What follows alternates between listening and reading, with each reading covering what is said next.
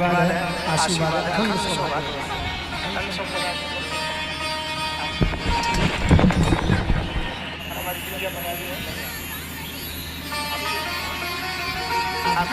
धन्यवाद है, आशीर्वाद अखंड सौभाग्य।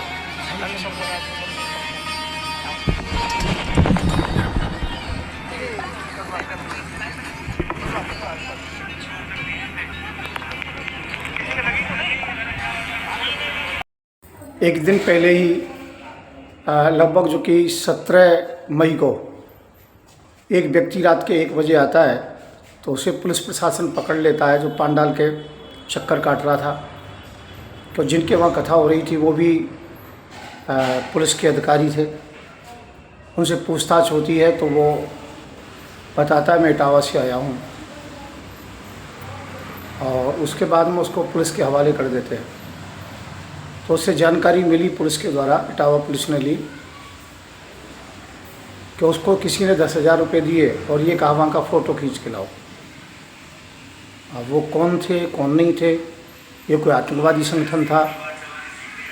अब मुझे बार बार धमकी आ रही हैं मारने की।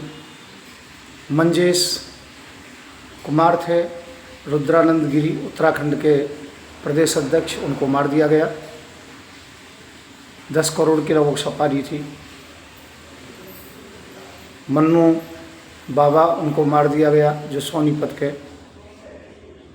वो हिंदू सेना के जो राष्ट्रीय उपाध्यक्ष थे।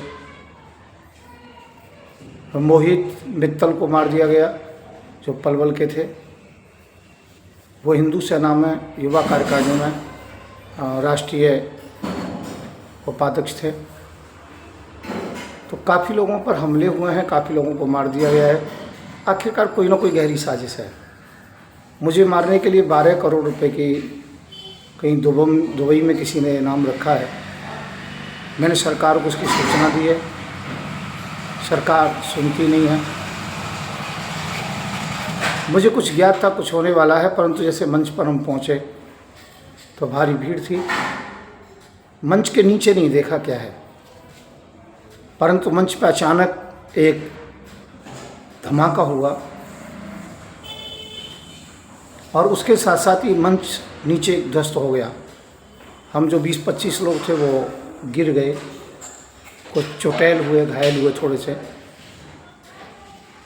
और मंच के नीचे गड्ढा हो गया। यदि एक मंच का क्षतिग्रस्त होना था वजन की वजह से, तो नीचे गड्ढा नहीं होता। तो प्रशासन ने हमें प्रेषित किया कि ऐसे ऐसे बोलो, तो एक वीडियो भी मैंने दी कि कोई आतंकवादी हमला नहीं है। खासकर टारगेट किया मैंने इस बात को, इससे यजमान से कोई पूछताछ ना हो, क्योंकि यजमान को पता नहीं है कि मैं कौन हूँ। मैंने देश के लिए काम किया है। मैं हिंदू सेना का, हिंद आर्मी का, हिंदू बोर्ड का राष्ट्रीय अध्यक्ष हूँ। 1.5 करोड़ से ऊपर मेरे हिंदू सेना के सदस्य हैं। 28 प्रदेशों में कार्यकारिणी है।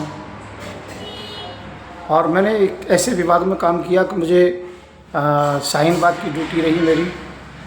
तो वहाँ मैंने देखा मुसलमान जो कि देश का गद्दार है, तो लगभग 600 से ज़्यादा आतंकवादी अड्डों को ध्वस्त कराया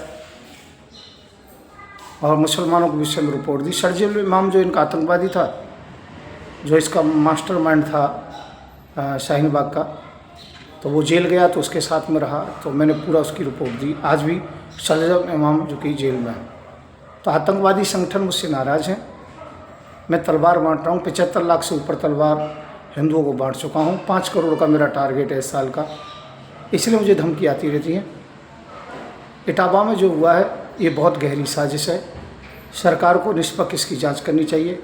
ना तो वहाँ के लोगों को कुछ मालूम है, ना किसी को। देखो, अब जो कोई घटना होती है तो उसे लोग साधारण सामान्य समझते हैं, परंतु कोई ना कोई साजिश जरूर होती है। अब पहलगाम में घटना हुई तो वो लोग साधारण ही दिखाई पड़ रहे थे। कोई घोड़े वाला दिखाई पड़ रहा था, कोई खोमचे वाला दिखाई पड़ रहा था, कोई कुछ दिखाई पड़ रहा था, पर वो निकले आतंकवादी। इसी प्रकार से मेरे पीछे आतंकवादी लगे हुए हैं। मुझे डर है और मैं सरकार से निवेदन करूंगा मेरी सुरक्षा की जाए। और ये इटावा में जो हमला हुआ है इससे बहुत दुखी हूँ, और सरकार मेरी बात को नहीं सुन रही है। सरकार मेरा मरने का इंतज़ार कर रही है। मैं हूं संत युवराज तलवार वाला बाबा, राष्ट्रीय अध्यक्ष हिंदू सेना। मेरा नंबर है 9540460684। धन्यवाद।